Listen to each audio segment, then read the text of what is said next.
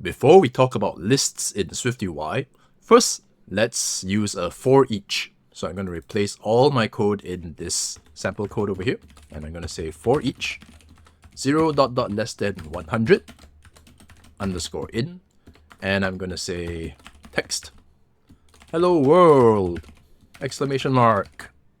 Okay, so first of all, you notice that, oh no, that's way too many hello worlds for this screen. If you want, you can put this into a scroll view of some kind to try and get it to be able to scroll up and down, because right now it doesn't by default. But what I want to show you is you can actually replace for each with a list, capital L-I-S-T. And that actually gets you scrolling automatically. Very, very handy. And it also gets you this nice little design, which you've probably seen in many apps. Lists are everywhere in iOS. You see them in the settings app, you see them in the files app, even in the messages app, where chat bubbles are showing. Those are actually just disguised lists. So lists are great, they are everywhere. And if you replace the word for each with a list, you can actually just change the entire thing into this particular formatting. Now, list doesn't actually need to take an array or a range. It can have one or more for each views inside the plain call to list. Let me show you what I mean. So let me just change this over here to be just list, and I'm going to bring back for each.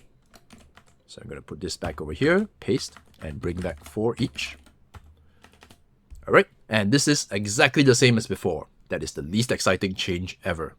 But let's say this is 5, and over here, I can copy this and paste it with Command V, and I can say, hello SwiftUI. You now notice that I have two different for eaches running, and they're just going to show up inside the list. In fact, I can just have a plain old text over here, and it's just going to become part of the list as well.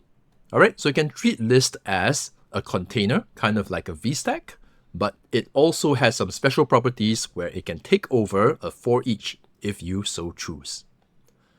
Within a list, you can also have a section to partition your list. So I'm just going to show you that real quick.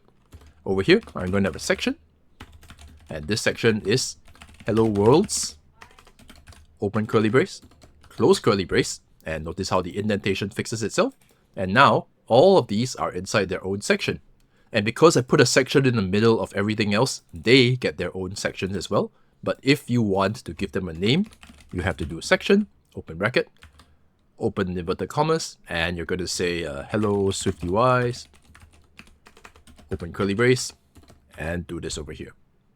All right, so sections will help partition your list. Sections can have titles, and they can even have separate views for headers and footers. You can look those up if you really want to. The last thing I'm going to mention is that a list is technically interchangeable with something called form. Notice that absolutely nothing has changed. This is probably the second most boring change I've made in my code in this video.